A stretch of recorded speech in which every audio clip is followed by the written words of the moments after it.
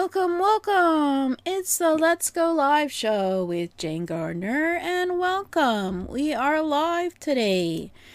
We weren't live last week, but we're live today, and I'll tell you why. One of the things that you have to make sure that when you're live streaming is to have a good bandwidth. So for mine, I was busy uploading 25 gigabytes of files from my computer onto my G drive, and it took like 5 to 8 days. And so when I went to go do live, it wouldn't start. And right now I'm not recording, so let's go and do that because it's always good to record your presentations. Because there's one rule that I'm going to mention about Facebook Live that you should know about as well today. So hold on and let's do an intro. Welcome, welcome, welcome. This is the Let's Go Live show, and this is Jane Gardner, and this is our second season. And on today's show, we're talking about Facebook Live. We won't go on to Facebook Live today, although we are on live streaming there through my multi-streamer, and we'll talk about those later in this series. But we're going to start with talking about some of the new rules for Facebook. And you may know them or you may not. So we will be going over those as well as some tips and start a list of our top live streaming tips and talk about them and why.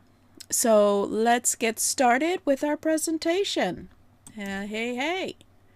So this is going to be about Facebook Live, and as I multi-stream to Facebook, YouTube, LinkedIn, and Twitch at the same time, I can't really go into Facebook Live separately and show you how to broadcast from Facebook Live.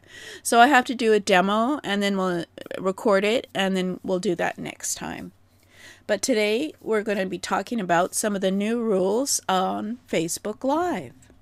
So far we've talked about setting up your studio and mindset and why you should be live streaming, 20 ways to monetize your live stream, 20 ways to promote your live stream, etc. And today we're going to talk about Facebook Live because in a way it is free and it isn't free, but it is a platform that you can basically start live streaming on anytime as long as you have your studio set up. So we'll talk about that at another time, but we'll be talking about the various ways to live stream and platforms there are. And then later on we'll talk about multi-streaming and paid broadcast software. A lot of you already know Zoom, but you can actually broadcast with Zoom. I'm Jane Gardner. I work with my husband in a structural engineering firm, and I'm doing it this morning before I go to work. And I have five TV channels right now up on Roku, and I have to change that slide, I say each time. But today we're going to be talking about Facebook Live. But before we do that, we want to talk about I'm going to start talking about the top 20 live streaming tips in order to have a great live stream. So first off, of course, you have to check that your microphone works. I've had at least 5 or 6 times where my microphone was not on. Yes, it's on, and it's broadcasting. And then I forgot to change my Zoom connection, so anybody who was attending didn't hear me. That was embarrassing for like five weeks. So it's always good to make sure you check with the people you're broadcasting to that they can hear you. And today is the tip that happened to me last week. So you should turn off other applications that are using the bandwidth of your internet connection because what is really important for a live stream is bandwidth. If your software that you're using, whether it's Zoom or you're going on a Facebook Live or you're doing, I use XSplit to broadcast with OneStream, if you are on these platforms and your bandwidth is being used by other applications, then your software, which is what my XSplit told me last week, would be dropping frames, it's called. Because, well, we won't go into the technicalities, but it needs to do at least 30 bits per second, I think it is. So it's basically 30 frames a second in order to have a decent live stream video, and it drops itself and turns itself off if it is dropping too many frames, because it would be not a good video. So I did that about 3 times and I finally figured out why, so I took that week off. So that's always good to turn off all your applications before live streaming that you can, that use your internet bandwidth. And another thing you should do is, of course, cough and clear your throat before starting. And in fact, I need to blow my nose. So what I'll have to do if I feel I need to do it, or I have to cough, I will have to turn off my microphone, which is no big deal. You have a couple of seconds of silence. And of course, have a glass of water and Kleenex nearby. So we're building on these live streaming tips, and we'll have 20 of them on this slide by the time we're finished. But today I just wrote down these 4 quickly, and they will be part of my top 20 live streaming tips. So, but today we're going to be talking about Facebook Live and some of the tips for doing Facebook Lives, as well as we're going to talk about new information on Facebook Lives. So what you have to do right now is write down these things. Okay, so now when I started, there's a lot of dropping of frames, and sometimes it would work, sometimes it wouldn't be sound, you know, just like any live streaming system that they're designing. And now it's gotten really good. I mean, you can do Facebook Lives, but there's now restrictions on how you can use Facebook Lives. So in 2024, they changed the rules before you could go live. So your account that you set up in Facebook has to be at least 60 days old. So they don't want a new person coming on and just live streaming away just because they want to. So you have to have a fairly mature account. And your page or professional mode profile must have at least 100 followers. And to go, okay, so we'll talk about that one. So I have my live stream going to, I think it's three lives, 3 Facebook pages, because those are the only ones that have more than 100 followers. One of the issues with Facebook Lives now is, of course, it's very hard for pages to get attention unless you do ads. And so organically it is somewhat difficult unless you have an incentive to get people to follow your page. So that's why I have only 3 that I think that I can actually post to. And and of course you need to have to go live from a page, you need to have Facebook access or task assets to create the content. So what they mean by that is, of course, you have to be the owner of the page, and either you have to be the owner of the page that you created and, you know, say that you are the owner, or you have a setting on your page which says that your followers can also do Facebook Lives on your page. Okay, and the important thing for me was last year they did third-party broadcasting apps were removed from your Facebook group. So I had about 3 Facebook groups that I broadcast to, as well as 6 Facebook pages last year before. And what they've done is they don't want you using third-party apps. So I use OneStream Live, which is really reliable and great. But in order to do that on Facebook Live, before I had to actually get the Facebook OneStream Live app to be activated within the group. But now they've taken that ability out, so you can't broadcast anymore. And then one book group at a time. You can go, and of course you can only go live within the group to the group. So I mean that is a possibility, but then I won't be able to broadcast everywhere. And but I mean I may do that for my step step in front of the camera for coaches, consultants, and speakers group. It's private, and that might be useful there. And then in 2025, they sent me a notification that my Facebook Live videos will be deleted from their server after 30 days because of, storage, really. I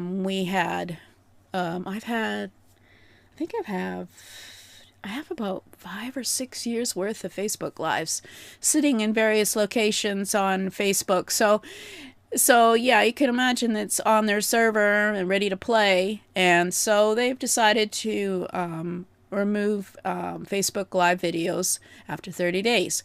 So all you have to do is what you should do anyway, is when you've done a Facebook Live and it's in your account, in your group, or on your page, is to download the video the same day. Because that is the only recording of the Facebook Live so that you have it on your desk top, and you can use it for various purposes, so you can't lose it. Now I don't have to do that because I record through my XSplit software, and of course I'm recording on YouTube as well, so I'll probably just ignore that rule most days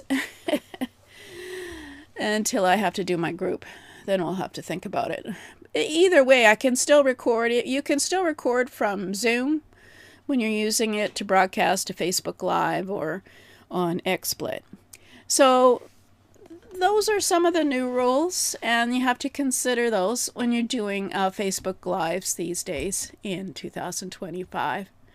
Now, it's pretty hard to demo this, so we won't demo it today. But to go live on Facebook, you have to click What's on Your Mind, Jane, at the top of your feed. And you have to be usually the owner of the group or the page. And then you click for live video, and then you go live, write something about your live video, and click Go Live in the bottom of that. And they recommend that you use the Google Chrome web browser to go live from your computer. So that's something new too. I'm not sure what happens with other browsers, so we'll have to look into that. And so, it's a great tool to help you grow your reach and connect with a larger portion of your target audience if they're there. It's well worth your time and effort to make it part of your strategy. It's sort of fun to get onto the Facebook platform. It gives you another way for interacting with your audience. And best of all, it's interactive, real-time video format that is great at building trust and giving your viewers a real feel of who you are and what you do. Not only do they get a chance to see you live, they can ask questions, make comments, and interact with you if you set that up and after. And so if you have a Facebook group, you can start adding some live Facebook Lives on a regular basis, and your members will be coming back to see them every week if you're doing your regular training. So Facebook Live is worth doing if you find that your audience is on Facebook. I have one audience is at LinkedIn, so we'll talk about LinkedIn later in another series, but for now we're talking Facebook. So you can jump in and give it a try. You could use the Only Me privacy setting to make it more comfortable to try it out and figure out, because I know a lot of you probably don't know what a stream key is or a secret key is and why you need those things. And there's a trick for broadcasting live within my multi-streamer, for example.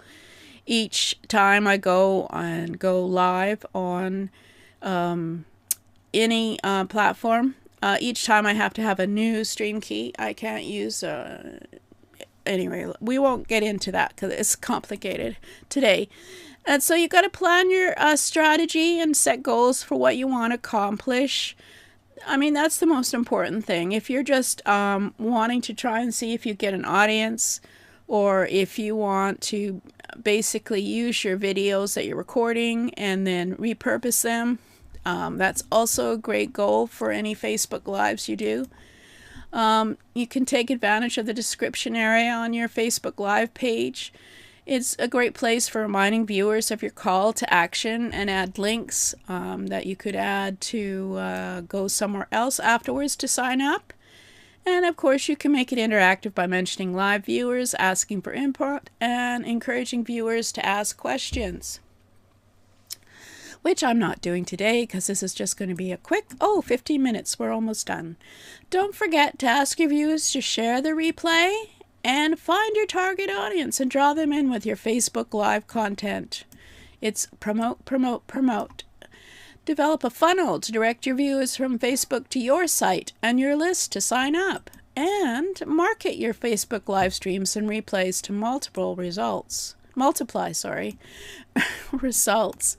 And monitor your progress and adjust as needed to reach your business goals.